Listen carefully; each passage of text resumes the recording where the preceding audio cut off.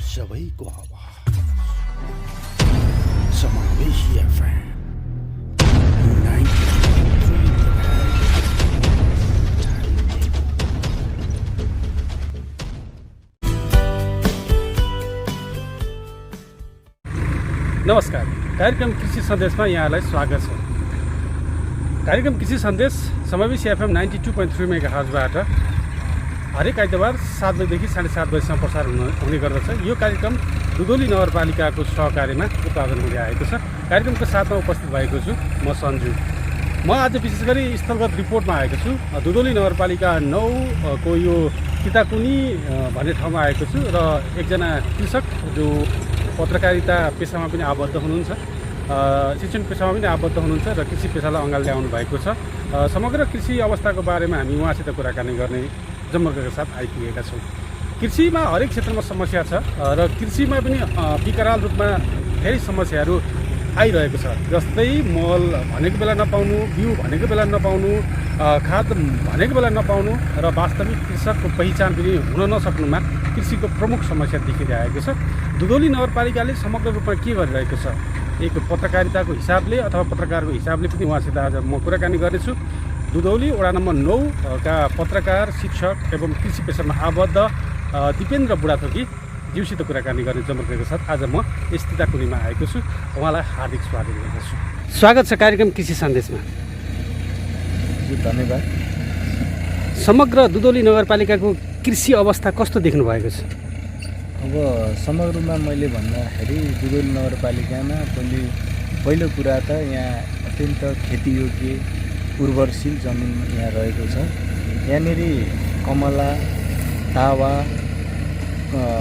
ककुर लगायत खोलाबाट चाहिँ बाह्रै मास यहाँनिर चाहिँ सिँचाइ हुने भएको कारणले गर्दाखेरि दुधौली नगरपालिकामा विशेष गरी तल्लो भूभाग जुन सुगम छ यो क्षेत्रमा चाहिँ कृषिको लागि अत्यन्त उपयोगी मानिएको छ र त्यही अनुसारले कृषकहरू चाहिँ जे जस्तो भए पनि जति छ आफ्नो जति क्षेत्रफल छ त्यही क्षेत्रफल अनुसार नै अहिलेसम्म कृषिमा आबद्ध भएका मैले देखेको छु। दुधौली नगरपालिकाभित्र अब तपाईँ पेसाले शिक्षक, त्यहीमाथि पत्रकारिता पनि गरिराख्नु भएको छ। विशेष गरी तपाईँलाई यो दुधौली नगरपालिकाभित्रका कृषि अवस्थाहरूको ज्ञान पनि छ। आफै कृषक भएको कारणले गर्दाखेरि यसपालि तपाईँले कृषिमा आलु उत्पादन गर्नुभयो, अब मकै लगाइराख्नु भएको छ। हाम्रो पछाडि मकै पनि छ, मकै देखिरहेको छु। यो मकै, आलु अनि सम्पूर्ण कृषिजन्य उत्पादनहरू तपाईँले गर्दाखेरि बजार व्यवस्थापनको कतिको कठिनाइ भयो तपाईँलाई? मैले सर भन्नुपर्दाखेरि पहिलो कुरा त विभिन्न निकायहरूले, सरकारी या गैर सरकारी संस्थाहरूले कृषि सम्बन्धी विभिन्न तालिमहरूको व्यवस्था गरेको छ। तालिम, गोष्ठी, सेमिनारहरूको व्यवस्था गरेर यहाँका कृषकहरूलाई केही सचेत बनाएको छ। यो कुरा मैले पनि महसुस गरेको छु। मैले पनि केही तालिमहरू प्राप्त गरेको छु दुधौली नगरपालिकाबाट। त्यही अनुसारले यो क्षेत्रमा यदि गर्दाखेरि हुने रहेछ भन्ने मैले पनि सुरुवात गरेँ। सुरुवात गर्दाखेरि पहिला यसभन्दा अगाडि पनि तरकारीहरू लगाएर, जस्तै प्रतिस्पर्धामा चाहिँ तरकारी तर्फबाट चाहिँ 1 नम्बरमा पुरस्कृत पनि म भएको थिएँ। त्यही नगरपालिकाले जुन पुरस्कृत गरेको थियो त्यही अनुसारले मैले हुँदो रहेछ भनेर यसपालि चाहिँ आलु र मकै सँगसँगै आलु र मकै करिब 4 कट्ठाभन्दा बढी क्षेत्रफलमा मैले लगाएँ। सिँचाइको लागि पनि व्यवस्था थियो र अलि मेहनत र परिश्रम गर्दाखेरि हुँदो रहेछ भन्ने मैले त्यो उदाहरण प्रष्ट रूपमा देखेँ र सोही अनुसार करिब 4 कट्ठामा 32 कुन्टलभन्दा बढी आलु फल्यो। आलु र मकै सँगै लगाएर अहिले यहाँले देखिरहनु भएको छ। मकै पनि सँगसँगै अब 1 महिनाभित्रमा मकै पनि पाक्छ। मकैको अवस्था पनि राम्रो छ। राम्रै छ। यसरी हामीले चाहिँ कृषिमा अलिकति अरूतिर ध्यान नदिकन जुन क्षेत्रमा हामीले लगाएको छु, जसरी मेहनत गरेको छु त्यो अनुसारले अगाडि बढ्यौँ भने मलाई लाग्छ यहाँका कृषकहरूले त्यस्तो समस्याहरू भोग्नु पर्दैन होला। र अर्को कुरा मूल्य निर्धारणको जुन कुरा गर्नुभयो समस्याहरू पनि छन्। कृषकहरूले उत्पादन, जस्तै मैले पनि उत्पादन गरेँ र बजारीकरण गर्नलाई अलिकति समस्या रह्यो। मैले त अब हरेक यता सबै निकायहरूसँग समन्वय गरेर त्यो सल्भ गर्न सकेर कतिपय कृषकहरूको चाहिँ उहाँहरूले पनि गुनासो गर्नुभएको छ चाहिँ यो कसरी बजारीकरण गर्नलाई धेरै समस्या भएको छ, यसलाई चाहिँ समन्वय गरिदिनु पर्यो भनेर उहाँहरूको पनि कुरा छ।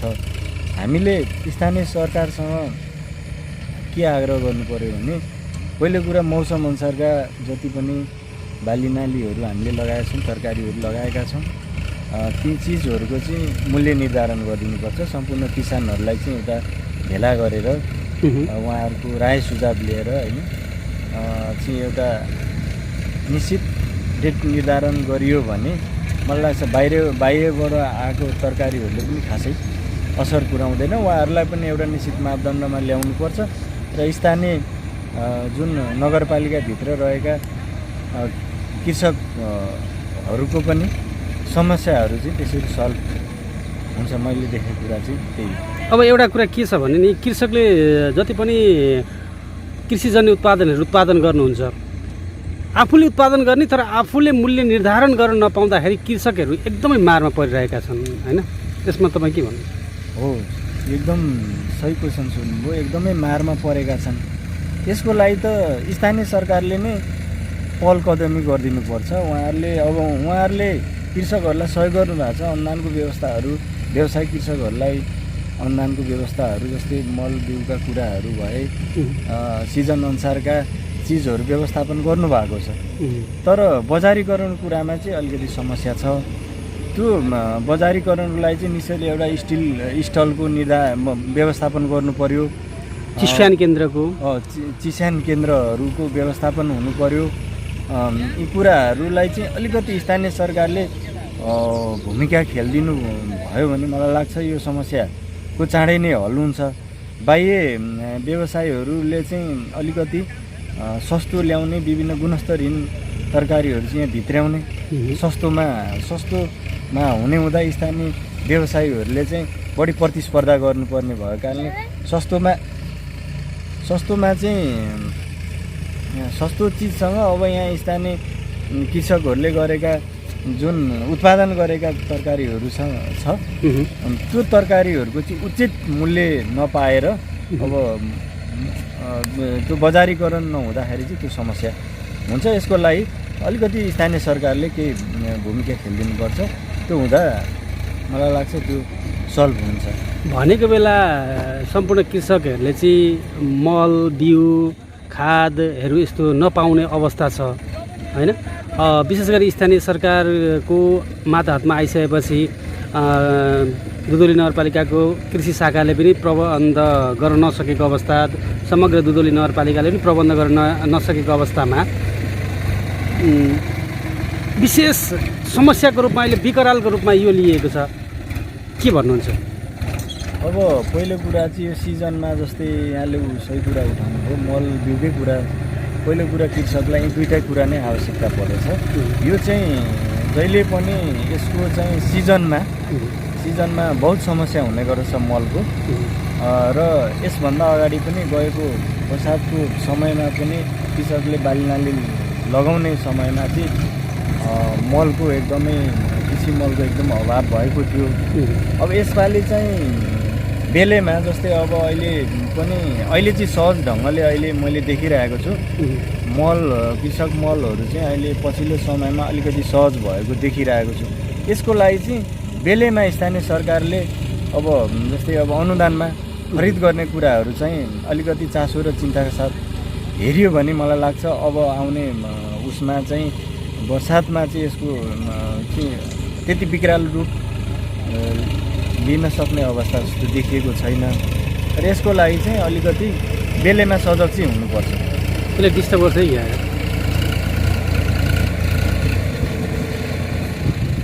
एकैछिन है, 10 मिनट ल।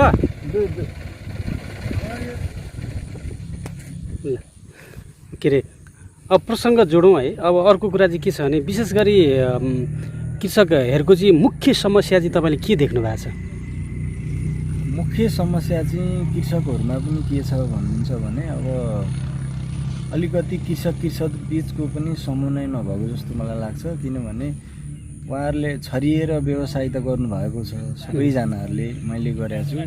अन्य नगरपालिका भएका धेरै जस्तो कृषकहरू थोर बहुत जे छ त्यो गर्नुभएको छ। तर हामी बिचमा पनि त्यसमा एकरूपता छैन।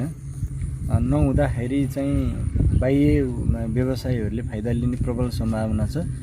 त्यस कारणले गर्दाखेरि हामी पहिलो कुरो चाहिँ हामी व्यवसायिकहरू एकरूपता हुन जरुरी छ। एकरूपता भएपछि सबै कुराहरूको चाहिँ त्यो कुराको छिनोपानो हुनुभएको कारणले गर्दाखेरि कृषकहरूले चाहिँ यस विषयमा अलिकति ध्यान पुर्याउनुपर्छ जस्तो लाग्छ। सम्पूर्ण कृषक र विशेष गरी तपाईँ होइन, अनि यो दुधौली नगरपालिकाको कृषि शाखासित अनि प्राविधिकहरूसित तपाईँहरूको समन्वय छ कि छैन? कतिको समन्वय देख्नु भएको छ? समन्वय त अब त्यही त मैले भनिहालेँ नि। अब यो समन्वय त स्वाभाविक रूपमा अलि ठुला व्यवसायीहरूले चाहिँ गरेको छ जस्तो लाग्छ। अलि साना जो चाहिँ अब थरथुरै गर्नेहरूले चाहिँ त्यति समन्वय नगरेको देखिएको छ। मैले पनि यो आलु लगाउँदाखेरि चाहिँ 2-3 पल्ट उहाँलाई फोन पनि गरेँ। एकचोटि चाहिँ हेरिदिनुपर्छ यो चाहिँ यो कसरी गर्ने भन्दाखेरि उहाँले हुन्छ भन्नुभयो। तर खासै चासो चिन्ता चाहिँ गर्नु भएन। अन्त चाहिँ अब त्यसरी उहाँहरू आउनु भएन। उहाँहरू के अरे कृषि शाखाबाट त्यस्तो आउनु भएन। मैले एकचोटि जानकारी चाहिँ गराएँ, आउनु भएन। तर समग्र रूपमा उहाँहरू र हामी कृषक बिचको चाहिँ अलिकति समन्वय चाहिँ अलिक कम भएकै हो। अब हामीले पनि थोरै छ भनेर त्यति चासो चिन्ता पनि कतिपय ठाउँमा गरेका छैनौँ। र उहाँहरूले पनि खासै अलि ठुल्ठुलालाई ठुला कृषकहरूलाई मात्रै गरेको देखिएको छ। यसको लागि उहाँहरूले सबै कृषकमा आबद्ध भएका अथवा व्यवसाय जसले व्यावसायिक रूपमा गर्नुभएको छ उहाँहरूलाई चाहिँ कृषि शाखाको मार्फतमा ल्याउनुपर्छ भन्ने जस्तो मलाई लाग्छ। दुधौली नगरपालिकामा अहिले जता पनि कृषि रोड भनिएको छ, जता पनि नयाँ ट्र्याकहरू खोलिएको छ, कृषि उत्पादन हुने खेतहरू चाहिँ मासिँदैछन् होइन। यसमा विशेष तपाईँको सुझाव र यसमा भएका कठिनाइहरू केही भनिदिनुहोस् न हामीलाई। यहाँले सही कुरा उठाउनु भयो। मैले अघि पनि भने दुधौली नगरपालिका एकदम सुगम उर्वरशील भूमि खेतीयोग्य जमिनको रूपमा एकदमै लिएको छ र उत्पादनको दृष्टिले हेर्ने हो भने पनि अत्यन्त राम्रो र तीन बाली नै अत्यन्त राम्रोसँग चाहिँ उत्पादन हुने ठाउँ हो।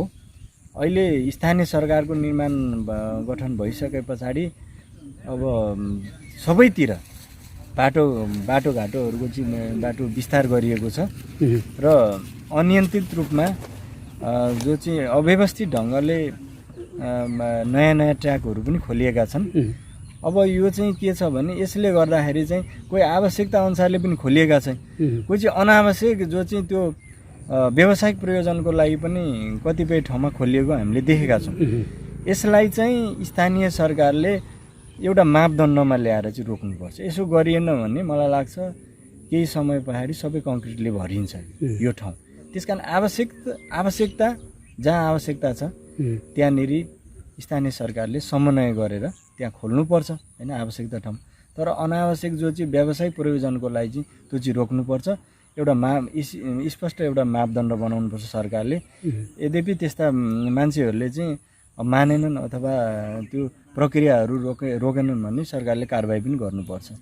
श्रोता तपाईँ यति बेला सुनिराख्नु भएको छ हामी सबैको आवाज समावेश FM 92.3 मेगाहर्जमा कार्यक्रम कृषि सन्देश दुधौली नगरपालिकाको सहकार्यमा हामीले उत्पादन गर्दै आएका छौँ। यो कार्यक्रम हरेक आइतबार साँझ 7 बजेदेखि 7:30 बजेसम्म प्रसारण हुने गर्दछ।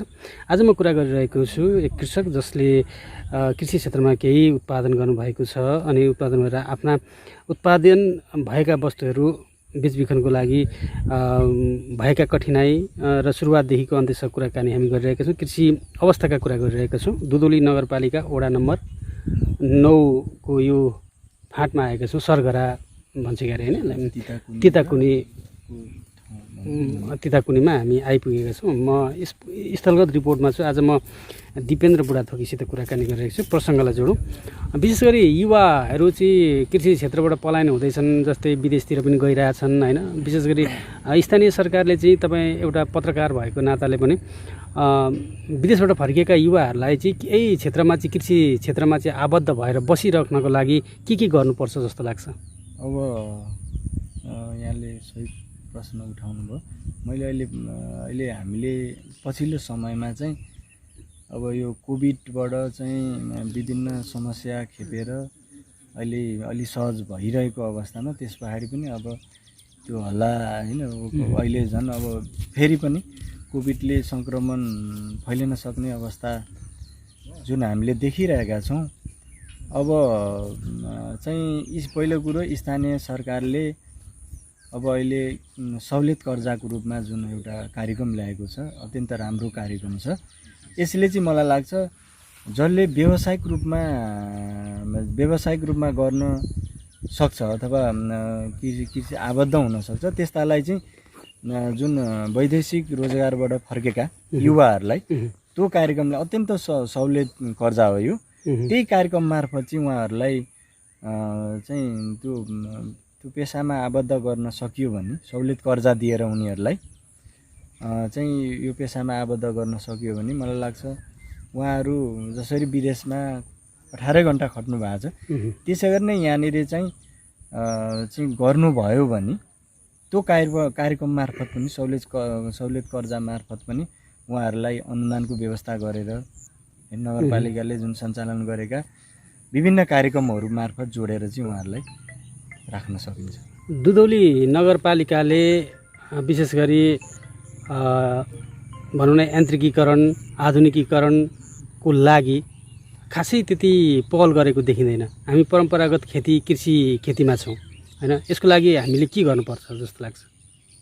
अब हामीले पहिलो कुरो पहल गर्नको निमित्त नगरपालिकासँग हामी आफैले पनि चाहिँ मलाई के आवश्यकता हो कि नभए जस्तो मैले अब यहाँ खेतीपाती गरेको छु अथवा कृषिमा आबद्ध भएको छु, मलाई आवश्यकता के हो त्यो किसिमको चाहिँ उहाँहरूले निवेदन आह्वान गर्नुभएको बेलामा चाहिँ हामीले निवेदन दिनु पर्यो र सरकारले पनि कति आवश्यकता हो त यो वर्षमा कृषकहरूलाई व्यावसायिक रूपमा चाहिँ आबद्ध भएको कृषकहरूलाई चाहिँ कति चाहिँ यो सामानहरूको आवश्यकता हो त, कृषि प्रयोजन पर्ने आवश्यक औजारहरूको आवश्यकता हो त भन्ने कुरा चाहिँ एउटा लिस्ट तयार गर्नुपर्छ।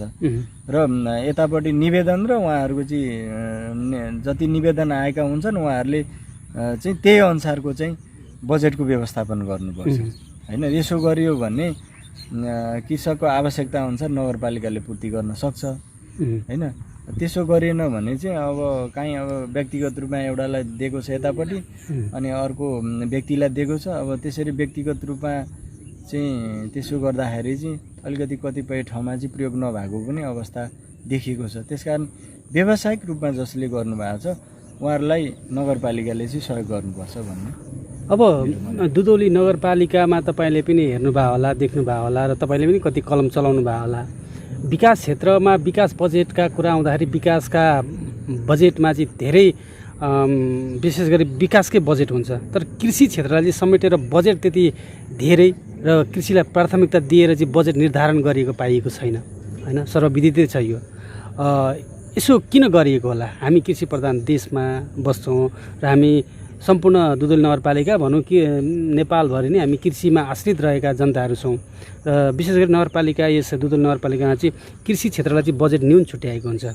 अब मैले बुझेको अनुसार चाहिँ अब हाम्रो दुधौली नगरपालिकाको मेयर साहब आदरणीय घनश्याम रावलज्यू उहाँ चाहिँ विशेष गरी कृषिकै व्यक्ति पनि हुनुहुन्छ।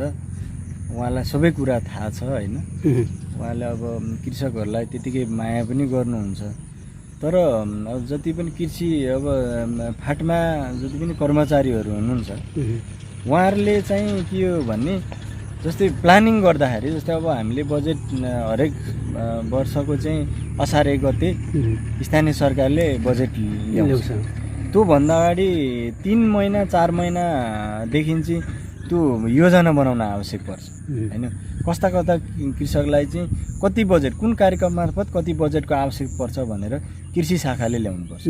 कृषि शाखाले चाहिँ प्रत्येक वडामा गएर अथवा त्यहाँ व्यावसायिक रूपमा सञ्चालन भएका कृषिमा आबद्ध भएका त्यस्ता सङ्घ संस्थाहरूसँग र समूहहरूसँग बसेर चाहिँ छलफल गर्नुपर्छ। यो छलफल नभएकै हो।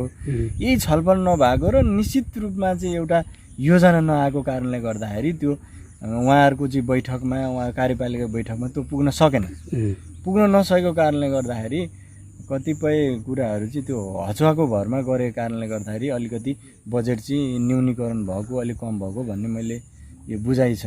मान्छेहरूको मानसिकता चाहिँ के छ भने बाटो पुलेसा नै विकास हो होइन, कृषि त अब चलेकै छ, हलोले जोतिएकै छ भन्ने पनि त्यो मानसिकता अझै गएको छैन जस्तो लाग्छ। सही कुरा हो, यो गएकै छैन। मान्छे के देशको चाहिँ एउटा अर्थतन्त्र बलियो बनाउने स्थानीय सरकारहरू चाहिँ आर्थिक उपार्जन हुने भनेको कृषि नै हो। कृषिमा जति पनि उत्पादन गर्न सक्यो त्यति नै आर्थिक समृद्धि हुने हो। तथापि यहाँको चाहिँ अलिकति मानसिकता वास्तवमा तपाईँले भने जस्तै त्यो परिवर्तन हुन सकेको छैन। कताबाट चाहिँ अब चाहिँ बाटो पुर्याउन पाए हुन्थ्यो होइन, अब चाहिँ काहीँ अब खोल्साखोल्सी चाहिँ अलिअलि पुर्न पाए हुन्थ्यो, बालुवा हाल्न पाए हुन्थ्यो भन्ने जुन मान्छेको यो हाम्रो नगरवासीहरूको चाहिँ केही मान्छेहरूको चाहिँ त्यो कन्सेप्ट छ, त्यो चाहिँ परिवर्तन हुनुपर्छ। अब पनि भएन भने अब केही समय पनि अब चाहिँ सधैँभरि चाहिँ यो बाटाघाटा चाहिँ खोल्साखोल्सी पुर्ने बाटोमा चाहिँ बालुवा मात्रै छर्ने यदि काम गरियो भने कृषि अलपत्र पर्छ। त्यस कारण अब बेलैमा यस विषयमा चाहिँ अब अलिकति ध्यान पुर्याउन सक्नुपर्छ।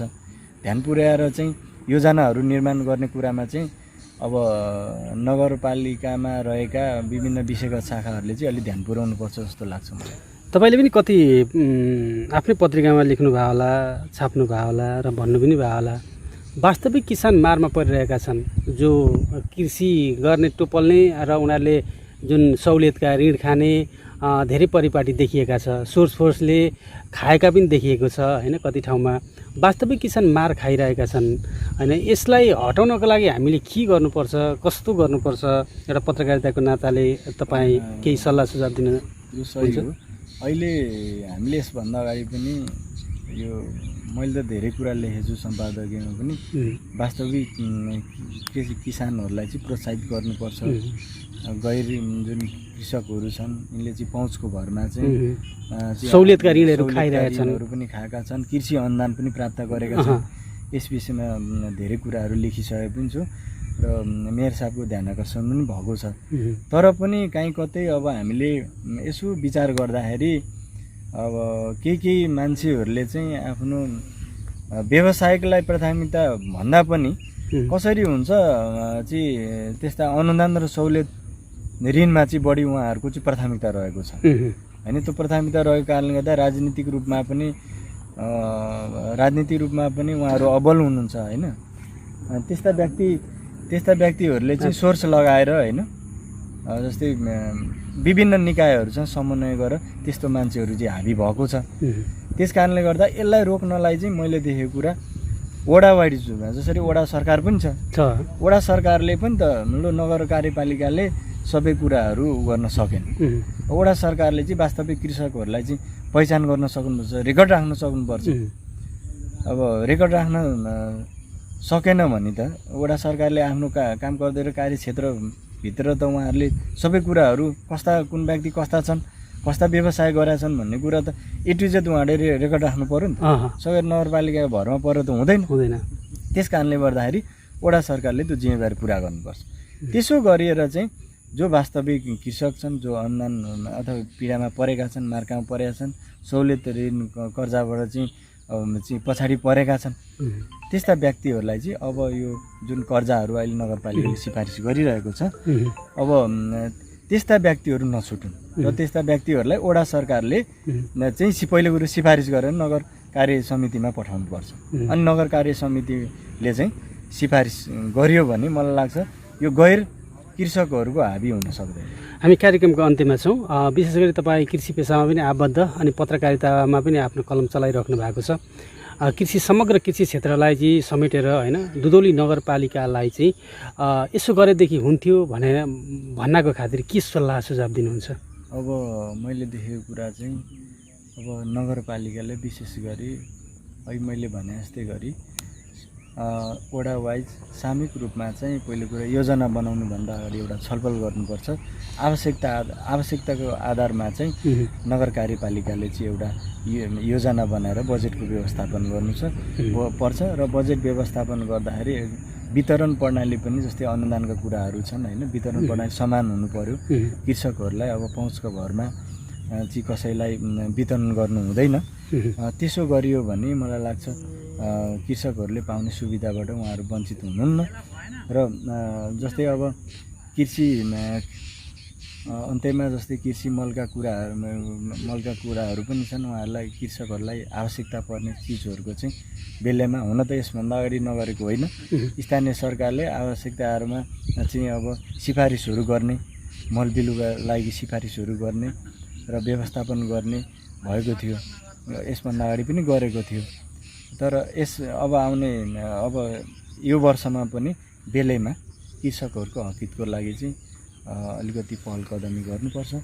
यसो गर्यो भने मलाई लाग्छ सबै कृषकहरूको चाहिँ हित हुन्छ। यति बेला कार्यक्रम कृषि सन्देश सुनेर बस्नुहुने सम्पूर्ण श्रोता साथीहरू, कृषक दाजुभाइ दिदीबहिनीहरूलाई हाम्रो यस समावेशी FM 92.3 मेगाहर्जको कार्यक्रम कृषि सन्देश सुनेर बस्नुहुनेलाई र कटारी न्युज टिभीको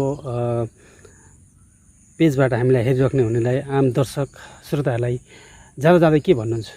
मैले अन्तमा म के भन्न चाहन्छु भने पहिलो कुरा हामी जहाँ जे भए पनि एउटा हामी सबैजना कृषि पेसामा आबद्ध हुनुपर्छ। देशको अर्थतन्त्रको लागि एउटा समृद्ध बनाउने कुरा पनि हो र हामीले लगाएका चिजहरूबाट हामी आफै पनि त्यहाँ त्यो के अरे हामीले लगाएका बालीनालीबाट र उत्पादन गरेका चिजहरूबाट चाहिँ हामीलाई पनि आत्मनिर्भर गर्न सजिलो हुन्छ।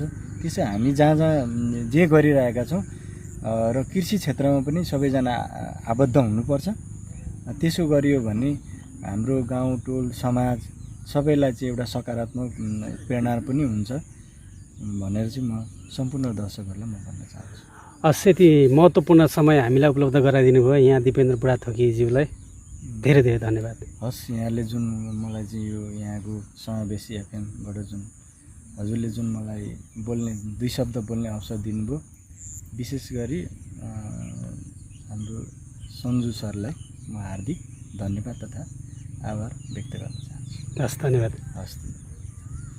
हजुर, उहाँ हुनुहुन्थ्यो दुधौली नगरपालिका वडा नम्बर 9 का कृषक अनि पेसाले पत्रकार, शिक्षण पेसामा पनि आबद्ध समग्र दिपेन्द्र बुढाथोकी ज्यूसित हामीले दुधौली वडा नम्बर 9 र समग्र दुधौली नगरपालिका भित्रका कृषिसँग गतिविधिका कुराहरू गऱ्यौँ।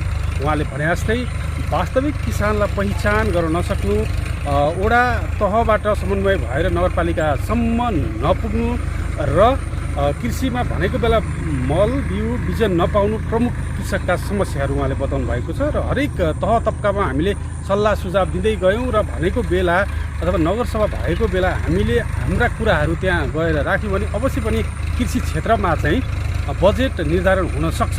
र जसरी अहिले विकास क्षेत्रमा चाहिँ बजेट धेरै छुटिन्छ तर कृषि क्षेत्रमा चाहिँ बजेट न्यून अवस्थामा छुटिरहेको अवस्थामा चाहिँ हामीले त्यसरी तह तब्कादेखि नै अगाडि बढ्दै गयौँ भने अवश्य पनि एक दिन कृषि क्षेत्रलाई चाहिँ हामीले अगाडि बढ्न सक्छौँ र आर्थिक उपार्जन गर्न सक्छौँ। विशेष गरी उहाँको अर्को भनाइ पनि छ, आफूले उत्पादन गरेका कृषि उत्पादनहरूलाई चाहिँ आफैले मूल्य निर्धारण गर्न नसक्नु पनि हाम्रो प्रमुख समस्या रहँदै आएको छ भनेर उहाँले बताउनु भयो।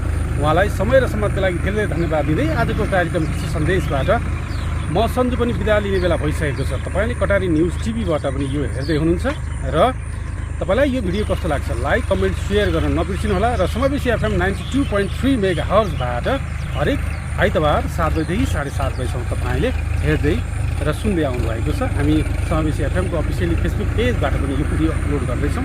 सेयर गर्नुहोला, कमेन्ट गर्नुहोला र मन लागेका कुरा त्यहाँ लेख्नुहोला, कमेन्ट गर्दै गर्नुहोला भन्दै यतिसम्म हामीलाई कार्यक्रम कृषि सन्देश सुनेर बस्नुहुने सम्पूर्ण श्रोता साथी र दर्शकहरूलाई धेरै धन्यवाद दिँदै आजको कार्यक्रम कृषि सन्देशबाट म सन्जु यो दुधौली नगरपालिका वडा नम्बर 9 को तिताकोनीबाट बिदा हुन्छु।